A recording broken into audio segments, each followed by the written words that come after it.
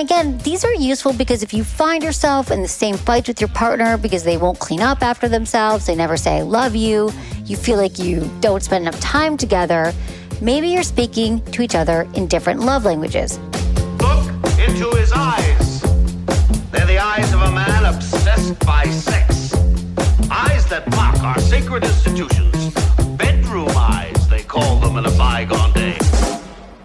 You're listening to Sex with Emily. I'm Dr. Emily, and I'm here to help you prioritize your pleasure and liberate the conversation around sex. Everyone wants to feel loved, am I right? I know I do. But what if there was a way to give love that could also lead to hotter, more connected sex? Well, on today's show, I share how to crack the code on the 5 love languages that will improve all your relationships. Now listen, since everyone expresses love differently, it's important to know what your partner's expectations are to avoid disappointments. And listen, many couples end up in a rut because they don't understand what their partner needs or their partner's love language. So just understanding and grasping the concept of the love languages is just an easy way to amp up all the love and all the sex in your relationship. So in this episode, I break it down for you, and I also answer your questions like what to do if you have a different love language than your partner, which is way more common than you think, ways to show love in a long-distance relationship, and specific ways to express yourself sexually based on your love language and your partner's. Then I answer your questions about what to do if you accidentally give your partner feedback on his penis when he didn't ask for it, and what to do if you're no longer sexually attracted to your partner. Intentions with Emily. For each episode, I want to start off by setting an intention for the show, and I encourage you to do the same. So when you're listening, what do you want to get out of this episode? How could it help you? Well, my intention to focus the show on the love languages was to just help you have stronger connections with your loved ones by sharing like a quick, easy tool that might just bridge the gap to what you needed to feel as loved and connected to your partner as possible. Oh, we have a new article on our website, 8 things that women actually want in bed. I know you're going to want to check that out. And if you want to learn more about the love languages, check out the new article on our homepage. Questions. All right, if you want to ask me a question, just call my brand new hotline, 559-TALK-SEX. That's 559-825-5739. Just leave me your questions there or just message me. sexwithemily.com/askemily. All you got to do is include your name, gender identity, location, age, and how you listen to the show. And totally cool if you change your name. All right, everyone, enjoy this episode. Let's talk about the love languages. Maybe you've heard of this concept. The 5 love languages comes from Dr. Gary Chapman. He's an American author, he's a pastor, a radio talk show host, and he described 5 ways romantic partners express and receive love. So the basic idea is that everyone gives and receives love differently. But when we figure out our own love language and our partners, we'll better be able to communicate our love and strengthen our relationships. And the cool thing is that Gary Chapman was a pastor, so he was like seeing couples for like 25 years, and that's how he pinpointed these, and they make a lot of sense. And in fact, I've often recommended to couples, figure out your partner's love language. It's like an easy way to jumpstart a more loving relationship. It's helped a lot of couples just get through resentments, and it's not going to solve all your problems, but it's really eye-opening. And ever since I first learned about the love languages, probably almost a decade ago, I think about it all the time. I think about it with people in my life. It's not just lovers. I think about my own love languages. I think about my employees. So it's really helpful. So I just wanted to break it down for you so you understand it. So there's 5 ways of experiencing love. And we want all of these, don't get me wrong. But we all tend to have 1 to 2 primary love languages. For example, one of them is gifts. And sure, I love getting a gift, but that's not my primary love language. And I just want you to remember that we can express all the love languages, and they're all important. But what we're talking about here is finding out your primary love language. So what are the 5 love languages? It's acts of service, gift giving, physical touch, quality time, and words of affirmation. So I'm going to go through them and describe them, and then think about which one of the love languages resonates with you the most. And it also helps to take the quiz, which we will put in our show notes. And again, these are useful because if you find yourself in the same fights with your partner because they won't clean up after themselves, they never say, I love you, you feel like you don't spend enough time together, maybe you're speaking to each other in different love languages. Our primary love language is often not the same as our partner's. So we often give love the way we want to receive it. But if our partner isn't speaking that language, it's not going to resonate. So I'm going to break it down. The first one is acts of service. If act of service is your primary love language, it means that you really feel loved when your partner spends time to make your life easier. So this can be simple household chores, to filling the car with gas when, without having to ask, to, watching the kids while you go out, thinking ahead. So thinking ahead about how they can make your life easier. So this is for our people who are like, actions speak louder than words. That's you. So what you would like if this was your language, for example, you'd like more help around the house. You like when your partner runs errands or helps you moving or helps you organize your closet. You feel so good when your partner makes you breakfast in bed, took the dog for a walk, did the grocery shopping and you didn't have to ask, folded, put away their own laundry. So essentially, think of it this way. Anything that eases your stress and takes the burden off your shoulders. So let me give you, a friend of mine, hers is acts of service. So I'll give you an example. The first one was that she really wanted him to hang up this painting in their house. And so she left it at the foot of the stairs. And for like a month, he kept walking past it and walking past it. He was still doing things like saying he loved her. They were still having sex, which is, physical touch. There were other things he was doing, but this really got under her skin. She's like, why is he walking past, hanging up this photo, hanging up this picture when he knows it's important to me? So that really irked her. Now, for me, it might not bother me that much. I might be like, why don't we just hire someone to come in and hang it up? And I remember he was like, can you carry these while I'm on a call? And she was just pissed because she's like, I don't want to carry the groceries. Like that, it's like the acts of chivalry. So that's acts of service. So let's talk about sex acts and acts of service. So this is easy. I mean, if you think about it, any sex act could fall under this love languages, but especially ones where there's a clear giver and receiver, like oral sex, or massages. Your partner says to you, if this is your love language, just lay down. I'm going to massage you for 15 minutes and just give you pleasure. That's what we're talking about with acts of service. So maybe a romantic date act, if your partner did this and your love language is your primary language, you might appreciate if they made dinner for you instead of you taking care of dinner all the time. Or they went out of their way to do something that you appreciate, like they remembered to set the mood and they lit candles and they turned on music, something that you often do, but this time they decided to do it. One evening they were like, I'm going to do this for you. Or maybe you just came home and the entire house was clean.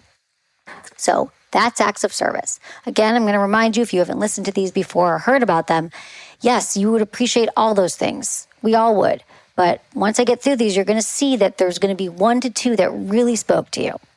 Okay, the next is gift giving. So people who value gift giving want thoughtful gifts that indicate their partners have been listening to them and thinking of them throughout the day.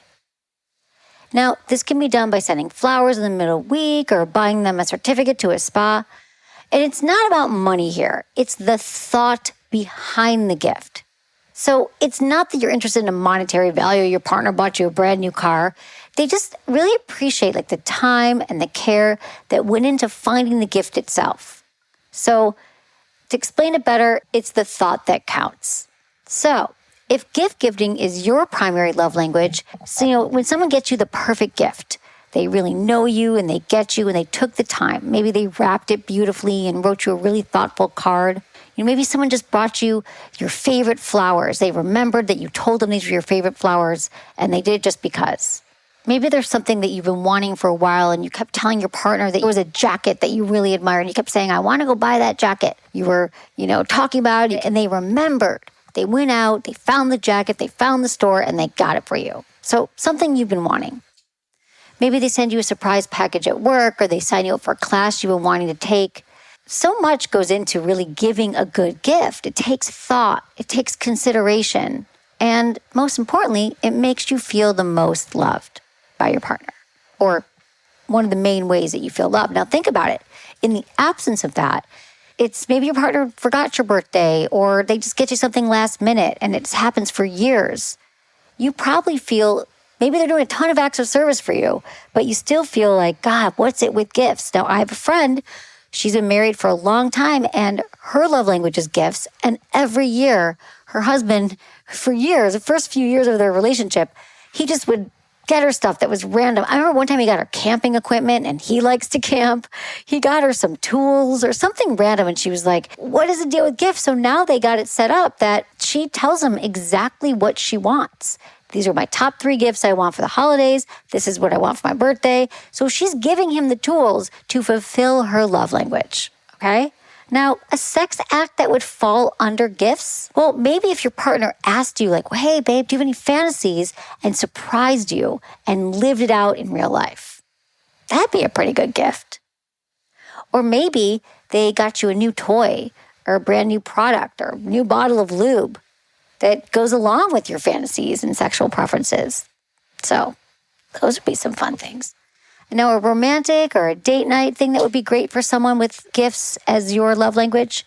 Maybe they bought you tickets to see your favorite artist. They found out they were coming to town and they bought you tickets. Maybe they always arrive on a date with a little extra something to let you know they've been thinking about you. They stopped and bought your favorite chocolates, or they just wrote you a really nice card. So think about it. Do you feel the most loved when someone gives you a gift? All right, let's move on to the third one, and that's physical touch. Valuing physical touch as a love language means appreciating and feeling so affirmed and so loved through physical connection, whether that's kissing or cuddling, holding hands, or really any kinds of sex. So if this is your love language, you might just feel the most loved when your partner gives you a hug or cuddles you or holds your hands or puts their arm around you while you're watching a movie. They give you a back massage. I mean, a great way to recognize the love languages or think about the absence of it. So also, maybe your partner doesn't hug you or doesn't really touch you that much. They never put their arm around you. And you might feel really sort of alone. Now, they might be buying you gifts and doing the laundry, but you just don't have that touch from them. So I can tell you that this is my primary love language is physical touch. And when I've been with partners where physical touch isn't their primary love language, it's not really important to them to be touching. They're okay if we went hours without touching, or they could come home and not touch me. And I feel alone. Like, I remember sleeping with a guy once, and after we'd sex, he rolled over and went to the other side of the bed. Now, many of you are thinking, thank God, I don't want anyone touching me. I get hot. I've heard from all of you. I get it. You're like, I don't want the blanket. I want my own blankets and my own bed. I am not that way. I want to fall asleep touching somebody with their arm around me. It's okay if you move in the middle of the night, but even if my pinky toe is touching their leg, that will work. But I just feel so loved when I get touch. And this can be a tricky love language to navigate sometimes when your partner doesn't have physical touch as a love language. Because remember, I'm a very touchy person. I give people hugs and I touch them and I give it because it's what I like to receive. It's not conscious. But if that's not your love language, or you grew up in a place where it wasn't comfortable to touch, or you just aren't into touch, this is one of those where you have to make a conscious effort. I know somebody whose wife's primary love language was touch, and his wasn't. And so in order to make it work so she felt loved, he would come home from work, he would have an alarm that went off on his phone every day when he got home, and it was like, give her a hug.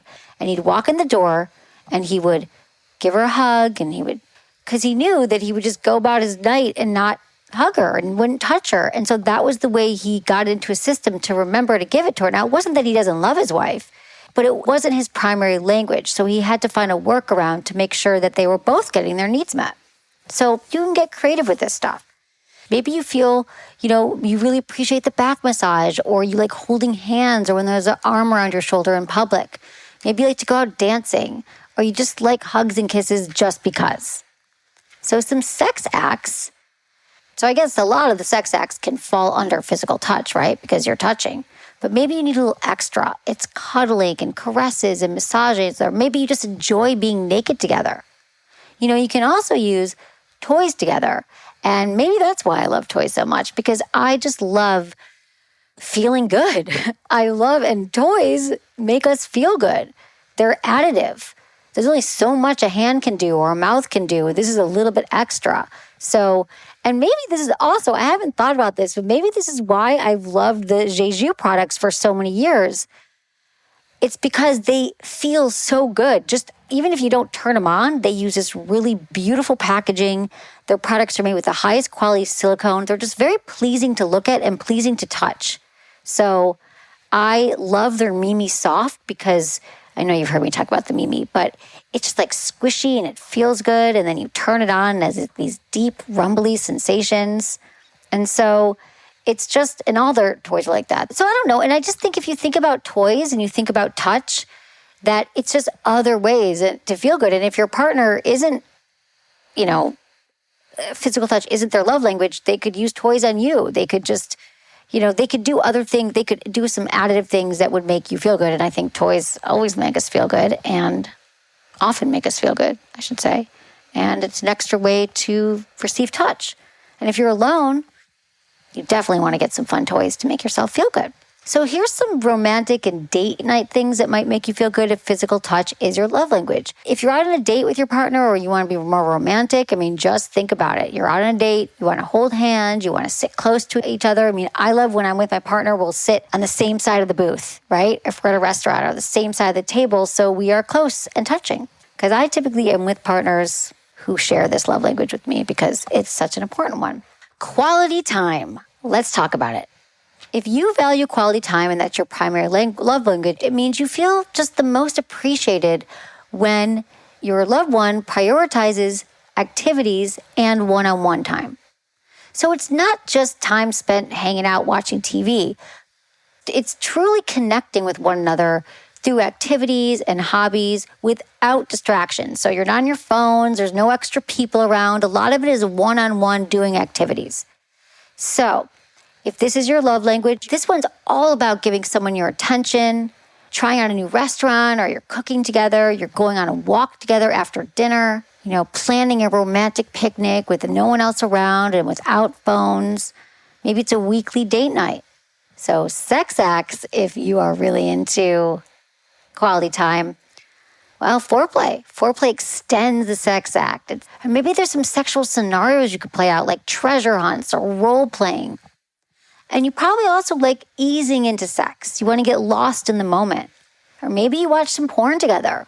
Love Bellessa porn. Listen, if you've been hesitant or haven't been able to find the kind of porn that you like watching with a partner, just check out Bellessa. It's Bellesa, and it's porn that's made for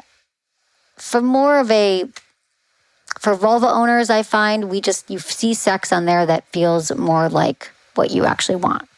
So that's what I'll say about it. Check it out. So if quality time is, the kind of date you might like, just making sure that when you do spend time together, you put your phone away, you're not looking at it all night, and you just kind of luxuriate in the moments you have together and just without distraction. And think about the absence of it.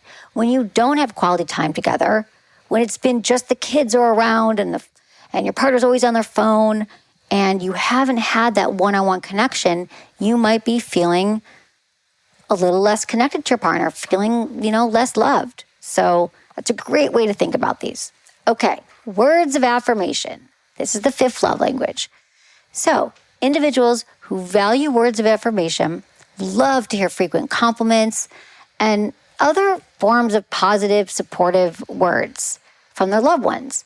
And also being specific with their words. So think about it. Do you love when someone gives you a compliment, or maybe a coworker said you did great on this last project and they tell you all, or maybe your lover tells you all the ways they love you? It's just about details and being specific. Or maybe they're really proud of your accomplishments at work and they say, I think it's really great what you've done and the leadership you've taken with your team, or I'm really proud of that award you received at work. You want to hear the words from them. And of course, you might, if this isn't your love language, you're probably thinking, I don't like to hear it. It makes me uncomfortable. I know my partner loves me. But if words of affirmation is your love language, even though you know it, you need to hear it. You want to know, you want to hear it every day. And they also change over time, because I used to think this was my primary, And I still appreciate it. It's funny, I took the quiz again myself, and I think I'm more quality time in touch now than I am words. But there have been periods in my life where it was words. And even though, for example, I knew my partner was really attracted to me and was really into me, I remember one time I came back from vacation and I hadn't seen my partner in a week.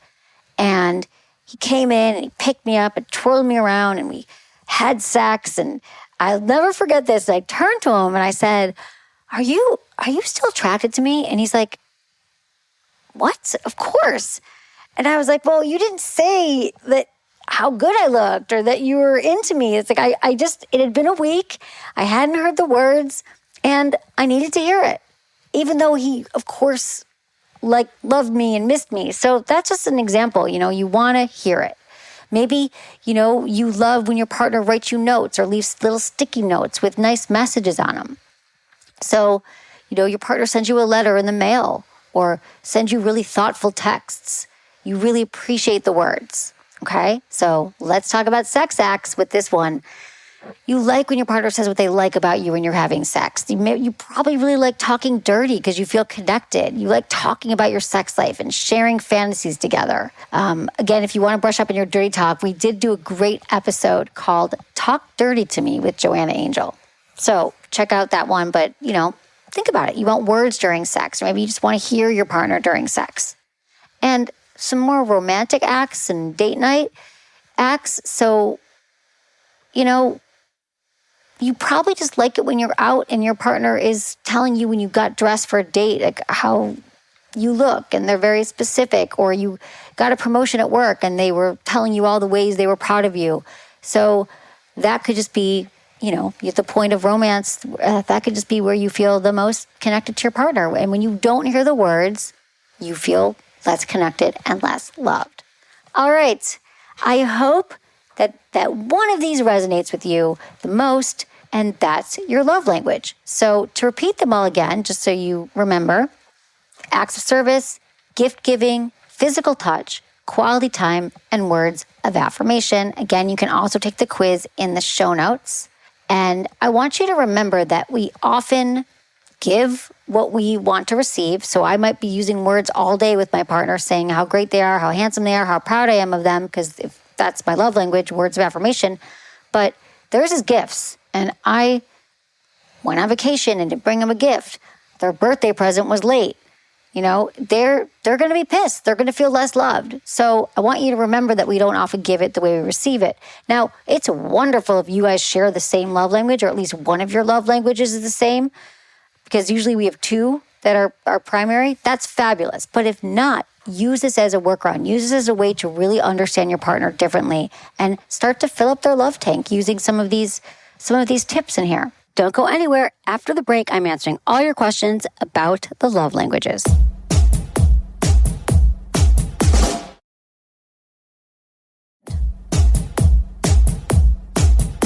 All right, here's some of your Instagram questions about the love languages. Somebody asked, how can you learn your partner's love language and teach them about yours? Well, really, you should both listen to the show together, take the quiz, and also you can kind of figure it out. I know, since I know these so well, someone I know or even friends of mine, I can totally figure out their love language. My friends who give me the most elaborate gifts, I can tell too, if someone always gives you the best gifts or they always show up at your house with a gift, maybe their love language is gifts. Or if there's somebody who just is giving you compliments, or they're, using words all the time, maybe it's words of affirmation. So you can kind of tell in this way, and then think about the things that they value in their life. Another question from Instagram: how can you relate and compromise when your partner and you have very different love languages? Okay, so this is really common. Okay, so I've given you some examples about, my friend whose wife is hugging, and so he has to remember, I'm going to set my alarm, I'm going to make sure that I hug her, and then eventually it becomes more of a habit. And I have another friend who said, gosh, my partner's love language is acts of service, but I'm so busy with work, I have no time to do acts of service. I said, well, why don't you plan it ahead? Why don't you look at your calendar on Sunday and say, what 2 things can I do for my partner in the acts of service category this week? For example, if your partner is always making dinner every night, then Thursday night you're bringing dinner, and Tuesday you're going to get the house cleaned. Think about what your partner's needs are. And you can even ask them and make sure that you have 2 plans. So I said to my friend, schedule it ahead of time. And he did. And she was so happy that he remembered to do these things that really made a difference in her day. Maybe it's taking the kids, when your partner's always with the kids during the day and then you say, I'm going to take the kids on Saturday. Those are examples. So just because you have different love languages, it doesn't mean that your relationship is going to fail. So actually knowing their love language empowers you to show them how much you care in a way that they can truly take it in. So if their love language is words of affirmation, telling them how you feel about them and all the things you like about them is really going to make an impact. And I always say communication is lubrication, and the love languages are the key to actually communicating your love in a way that your partner is going to receive it. Another Instagrammer asked, can you have all 5? And so, yes, you can. Well, it's easy to recognize, all the examples of 5. We all want all of them. Like if I had a partner who never got me gifts and missed my birthday, and I would be like, how do you not get me a birthday present? But I don't place as much value on it. Like I probably wouldn't notice for a while if they never got me a gift because it's really not my love language. I have to say that if you take this quiz, you're going to realize that there's one, even if it's one, that deep down really works for you. And again, you might have a secondary one. When I took it again after many years, I realized that I still had touch, but it was also quality time. And then the other 3 were all tied because it gives you percentages. And so usually there's 1 or 2 that are going to be at the top, and it's important to pay attention to them. But maybe you'll take the quiz and all 5 will be even. Great. But typically there's one that is the front runner. Someone else asked, is it just pop psychology or is it legitimate? Listen, I know that this works. It works with employees. I know on my staff who needs to hear the words from me that they're doing a good job or I appreciate the work they've done. And I know which employees are important to, which people on my team really value gifts. And so I make sure that I'm getting them something for their birthday that they appreciate. So it's not just in love. It's for the people that you love and care about in your life.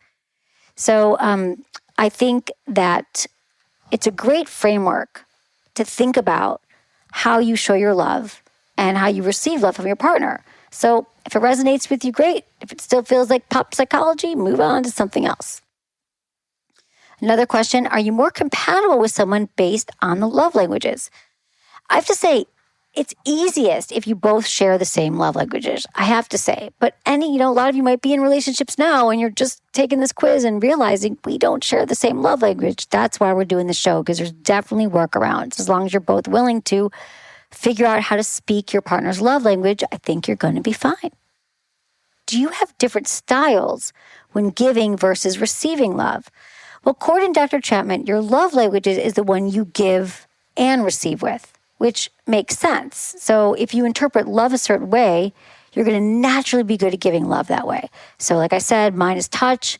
I love touch. I love touching. I touch people, not inappropriately, but, I give hugs or I just put the hand on my friend's shoulder. And that's just, I'm going to give it because that's how I like to receive it. And it's the most familiar to me. So usually it's the same. And that's why if our partner's not the same, we keep giving what we want and they're not giving it back. It's just simply not part of their conditioning. So what do you do when your love language changes years after being in a relationship? Well, that's a perfect time to have a healthy conversation with your partner. Take the quiz again. What a fun date night activity, right? To sit and say, hey, let's take the love language again, and then let them know. We like to mix things up in relationships anyway. Why not? Another question. My wife and I have the opposite. I'm physical touch and words of affirmation. She's quality time and acts of service. How do we give each other the best of both worlds? Well, first, focus on your primary love languages. So once you get a hang of each of the primary one, then you can move on to the second one. Now, I have to say there are more challenges here. So if yours is physical touch and hers is quality time, you could kill 2 birds with 1 stone and do like a really long cuddle, massage, and just a little bit more, session that lasts a little bit longer.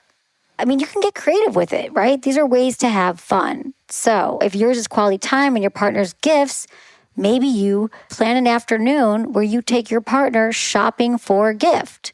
Or maybe you get them a gift certificate to something that you both can do together. Maybe they've been wanting to learn to cook and you get them a cooking class, right? So this just means that you got to think differently about it and get specific on how you're spending time together. So don't worry about that. Are any of them unhealthy? They're not. I have to say that none of these are unhealthy. They're not unhealthy like a codependent relationship or abusive behavior, because those all stem from insecurities and unresolved personal issues, childhood issues, not from your love language. Someone else asks, what are ways to prioritize loving in an opposite manner than what comes naturally? Well, like I said, set reminders on your phone. Check in with your partner often. Hey, have you noticed I've been spending a lot of time, trying to do some acts of service? Does it feel good to you? Is there other things that you want? And what I love about this is that when you start to look at your partner, because you know your partner, right? What do they like? Like, where could I help them right now in their life if it's acts of service? Or where could I work in more times to be touching? Maybe when you're watching TV together, maybe you're often sitting on opposite sides of the room, or you're on a couch and she's on a chair. Maybe you say, hey, come sit next to me on the couch, because you're watching TV and you get to touch. So that's, just checking in and communicating about it. Someone else asked, how can you honor them in a long distance relationship? Obviously physical touch is this is a hard one. Physical touch is going to be difficult if, you just might need to visit your partner more often, but some do translate really well, like giving gifts and words of affirmation and even quality time, Maybe you don't see them that often, but when you do, it's really for a week at a time or 2 weeks at a time, or, you do a lot of Zoom calls where you get to see each other, and they're very specific times where you are just spending time together. So that could really help with quality time. How do you know your love languages if you've never been in a loving relationship? Well, like I said, look at your non-romantic relationships.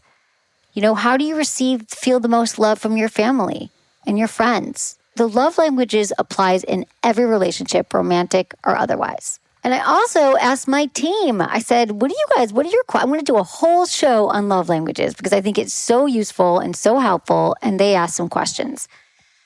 Okay, someone on my team asked, how can I find out someone's love language without flat out asking them? Well, think about it. If you notice they're always doing favors for you, or they're always, doing essentially acts of service. I mean, that's a specific personality type, somebody who's just constantly going out of their way and doing things. You might notice that it's quality time. Or if they're always telling you, giving you compliments or complimenting others around them, it might be words. So I actually think that once you truly understand the love languages, you'll be able to spot it in the person's behavior. You'll just start to recognize it. I'm usually pretty right when I guess. If I know someone pretty well, I'm like, I bet you it's this. Usually I get 1 out of 2. And someone else on my team asked, how can I use my and my partner's love languages for good summer date ideas? That's a good question. Well, I don't know what your love languages are, but I think any combination of these is, quality time would be like a road trip for sure, like spending time, just the two of you in a car, going on vacation together, having a picnic. What I do is I keep notes in my phone and I just write notes about people that I love, things that they've done, things I appreciate about them. And then I just know when it comes time to write them a card or write them a text, I just remember when I was spending time with them, what I felt or what came up. I just take notes when I'm out, and that helps me to do that. Just pay attention. I think a lot of this is just really paying attention to your partner and paying attention to yourself and your dynamic and just trying it out. You can even do this without letting your partner know you're doing it and see how they respond. How can I integrate the love languages during sex? Well, we gave some examples. I gave some examples earlier, but it really does translate well into sex because quality time would be longer sex acts or maybe ones without distractions and it's not rushed. Gifts could be gifting your partner with some really great toys or just surprise oral sex. And words of affirmation is you're telling your partner what you love about their body when you're having sex, or dirty talk. Acts of service, making sure they have an orgasm, really giving them pleasure. If they look uncomfortable in a certain position, are you comfortable? Like just checking in with them. If they've ever said they wanted something during sex and you remember to show up with it or to do that act or to do that thing, that would really translate well. But I think I've given examples throughout here. All right, guys. So I hope this really helps you sort of go to the next level in your relationships, all the relationships in your life. If you use these love languages as another tool in your toolkit to help you enhance the relationships that you have and feel more love and receive more love and give more love. I mean, this is all in a place of helping you all. The thing about the love languages, when you really ground in them, you can just really make sure that you're communicating with your partner in a healthy way. You know, a lot of times things get lost in translation if we are not communicating the same languages or you feel like your partner's not fulfilling yours. So this is really just another way to get unstuck and to help spread more love. That's what I'm all about. Love and pleasure. After this quick word from our sponsors, I'm answering an email about what to do if you accidentally tell your boyfriend his penis is smaller than you expected. Ouch.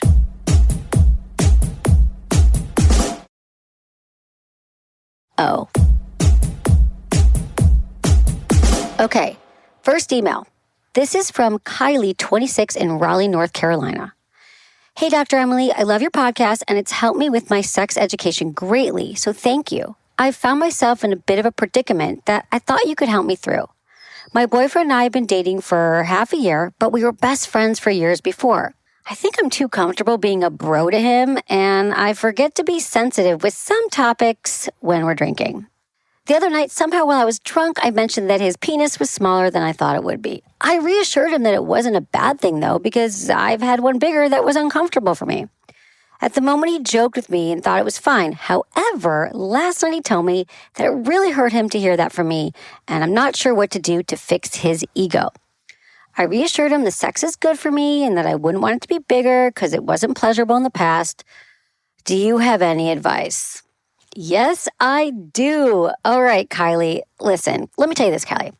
You did not mean to shame him. You didn't mean to hurt him. But here's the thing. He's probably not going to ever forget that you said that.